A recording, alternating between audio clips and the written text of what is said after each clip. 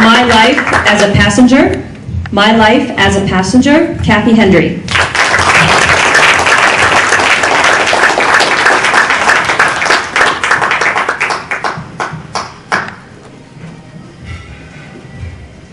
Fellow Toastmasters and honored guests, I'm going to add to my resume microphone cord management. But for the purposes of this story tonight, there's one thing you need to know about me. I don't drive. I don't. I have a valid driver's license, but I don't use it for driving. I know there are others of you in the audience who don't drive. There are some of our kind out there in the wider world. We all have different reasons for this status in our lives. But tonight's all about me. So the important thing for you to know about me tonight is that I don't drive. Now, I also know a very funny thing about sex, but that's for another speech.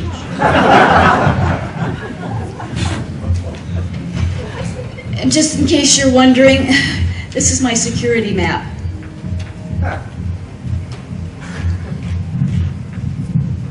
I think it all started way back, when I was a cranky little baby with bedtime issues. My parents used to pile me into the '45 Chevy sedan, drive me around the neighborhood until I fell asleep.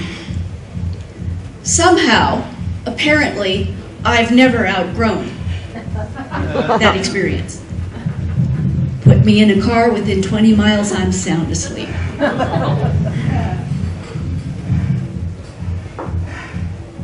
Other things have happened, though, in the meantime, that have kept me from driving. At 23, I got that driver's license.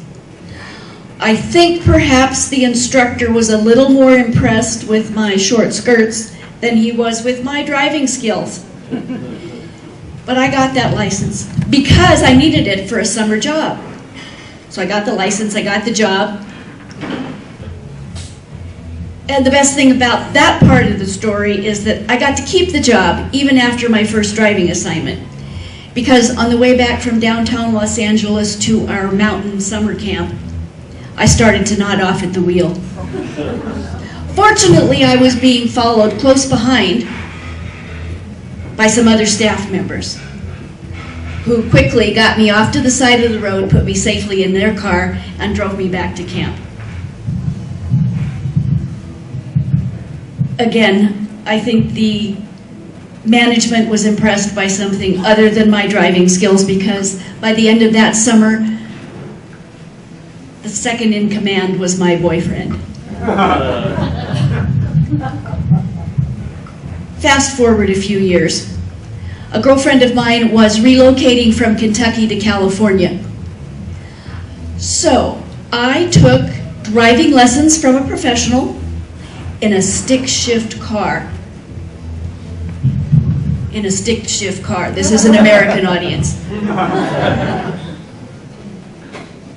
And again, I got through the experience. I flew back to Kentucky, and I started that trip with my girlfriend, who, by the way, was very glad of the company and very glad of someone to share the driving and the driving expenses. First thing that happened was the tachometer cable broke. And any of you who've driven a stick shift car know how important that is in the beginning, when your ear isn't tuned enough to tell you when to shift. But we kept trying. Second thing that happened was I nearly drove us off the cliff in a construction zone in Colorado, because I was having trouble with that two-footed business, the clutch and the brake. Immediately, my share of the gas expenses went from 50% to 100%, and I think I even bought most of her dinners for the rest of that trip.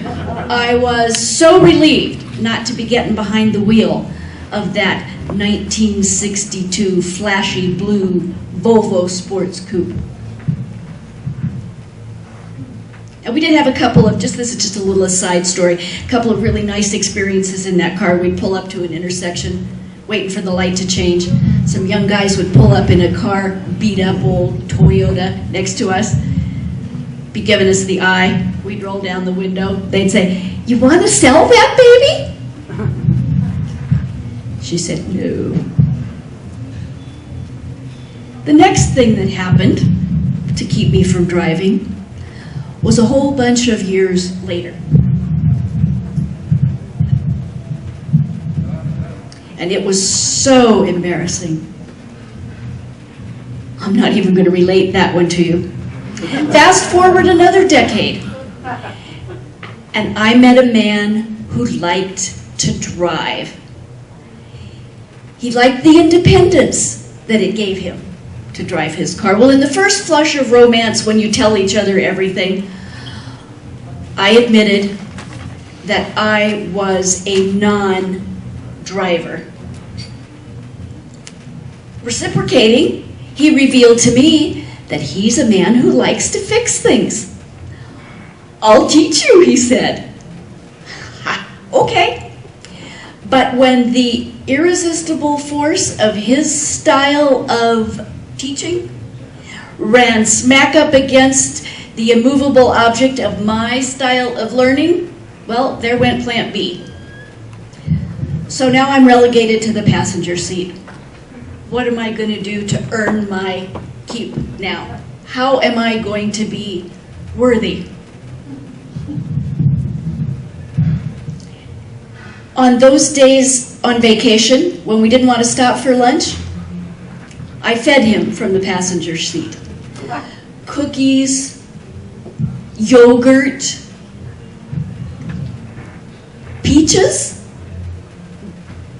and an occasional Coke. He had a beard then, so it was also my responsibilities to keep the beard nicely groomed as we were driving. You never knew who you might run into at the next rest stop. We had a basic routine for those other days when we would be traveling to someplace we weren't familiar with.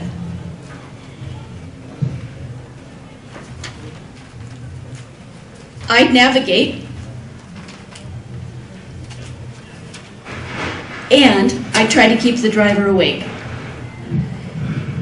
by telling him stories, because he didn't like the idea of pulling on the short hairs at the back of his neck. So I told him the story of my biology class, when we had a beef heart and lungs, and I said I had my arm up to here in a beef heart. And he said, "Bee fart? How'd you get your arm up to there in a bee fart?" Is that a Toastmaster?